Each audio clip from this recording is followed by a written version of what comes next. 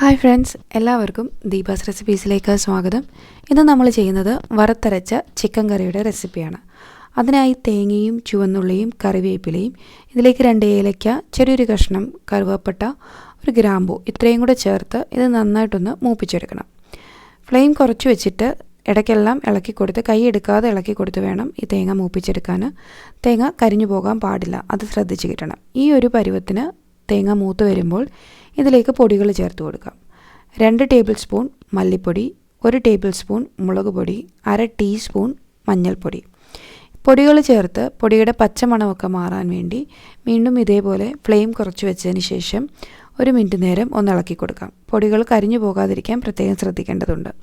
ഇനി ഇതെല്ലാം നന്നായി ഒന്ന് ചൂടാറിയതിന് ശേഷം മിക്സിയുടെ ചെറിയ ജാറിലേക്ക് മാറ്റിയിട്ട് അരച്ചെടുക്കാം. വെള്ളം ഒട്ടും ചേർക്കാതെയാണ് അരച്ചെടുക്കേണ്ടത്. നിങ്ങൾ ആദ്യമായിട്ടൊക്കെ ഇത് പ്രിപ്പയർ ചെയ്യുന്നവരാണെന്നുണ്ടെങ്കിൽ ഒന്ന് അരച്ചതിന് ശേഷം വീണ്ടും നിർത്തി ഒന്നുകൂടെ ഒന്ന് ഇളക്കി കൊടുത്തതിന് ശേഷം അരയ്ക്കുക. അങ്ങനെ ഒരു 4-5 വട്ടം ചെയ്ത് കൊടുക്കുമ്പോൾ മാത്രമേ ഇതേപോലെ കിട്ടത്തുള്ളൂ. ആദ്യമൊക്കെ ചെയ്യുമ്പം തേങ്ങയൊന്ന് പൊടിഞ്ഞു വരത്തേ ഉള്ളൂ. പക്ഷേ വീണ്ടും നമ്മൾ ഇളക്കി കൊടുത്ത് ചെയ്യുന്ന സമയത്ത് ഇതേപോലെ തേങ്ങയിൽ നിന്നും എണ്ണ ഇറങ്ങി അത് ഇതുപോലെ നല്ല പേസ്റ്റായിട്ട് അരഞ്ഞു കിട്ടും. ഇനി ഒരു പാനിലേക്ക് വെളിച്ചെണ്ണ ഒഴിച്ചു കൊടുത്ത് കടുകും വറ്റൽമുളകും കറിവേപ്പിലയും ചേർത്ത് പൊട്ടിച്ചെടുക്കാം. ഇതിലേക്ക് എരിവിനായിട്ട് പച്ചമുളക് ചേർക്കുന്നുണ്ട്. 1-2 പച്ചമുളക് നിങ്ങളുടെ എരിവിനനുസരിച്ച് ചേർത്ത് കൊടുക്കാവുന്നതാണ്. ഇഞ്ചിയും വെളുത്തുള്ളിയും ചതച്ചത് കൂടി ചേർത്ത് നന്നായിട്ടൊന്ന് ഇളക്കി ഇഞ്ചിയുടെയും വെളുത്തുള്ളിയുടെയൊക്കെ പച്ചമണം പോകുന്നതുവരെ ഒന്ന് വഴറ്റിയെടുക്കാം.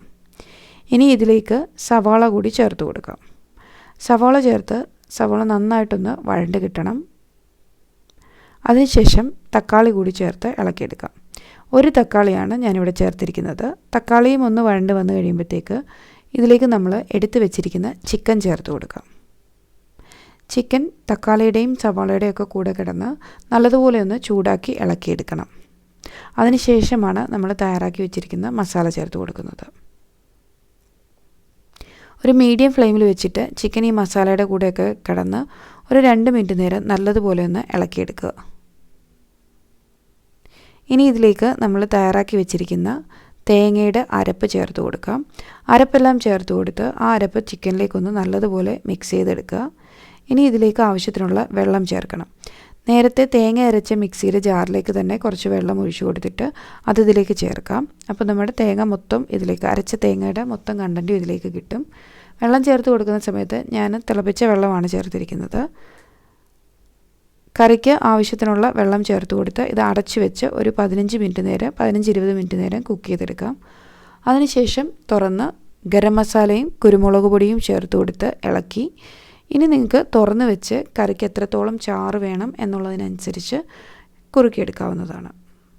നന്നായിട്ട് ചാറ് വേണ്ട ആൾക്കാരാണെന്നുണ്ടെങ്കിൽ ഈ ഒരു സമയത്ത് നിങ്ങൾക്ക് സ്റ്റോപ്പ് ചെയ്യാം. പക്ഷേ ഇച്ചിരി കൂടെ ഒന്ന് നല്ലപോലെ കുറുകി കിട്ടണമെന്നോ അല്ലെങ്കിൽ കുറച്ചുകൂടെ തിക്കായിട്ടുള്ള ചാറ് വേണമെന്നുള്ളവരാണെന്നുണ്ടെങ്കിൽ കുറച്ച് നേരം കൂടെ ഇതേപോലെ തുറന്ന് വെച്ച് ഒന്ന് കുക്ക് ചെയ്തെടുക്കാവുന്നതാണ്.